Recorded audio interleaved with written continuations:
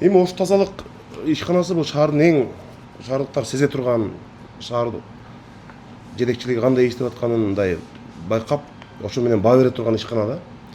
Бизде бир топ маселе бар, Жылдызбек Жанович. Биринчиден, Ош тазалык акыркы 4 айдан бери жанагы абоненттердин санын көбөйтүү боюнча. Азыр сиздерде жалпы 387 миңге чыкты.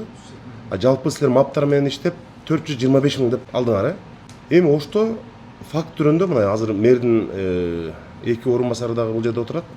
425 миң деп бергени менен биздин шаарда реалдуу калктын саны факт түрүндө андан көп. Азыр мына биз ишкерлер менен сүйлөшүп атабыз, Омар Тилипалович. Бир 850 миң деп беришет да көпчүлүгү. Мисалы бир батирде бир адам же 2 адам деп көрсөтүп койгон менен ал жерде факт түрүндө бир бери дегенде 3-4 адам жашайт.